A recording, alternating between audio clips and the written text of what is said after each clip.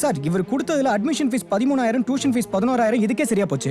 இன்னும் donation 30,000, campus development fund 5,000, transport charges 12,000, books 6,000, uniform 5,000, computer fees 4,000, இது போக building fund 10,000, இதெல்லாம் சேர்த்து 96,000 பாக்கி இருக்கு சார். கேட்டியா?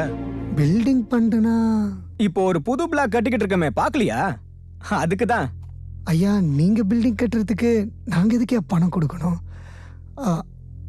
அதுக்கும் எங்களுக்கும் என்னங்க சம்பந்தம்? போனா போதுன்னு சீட்டு கொடுத்தா ஓவரா பேசிக்கிட்டு இருக்க நீ.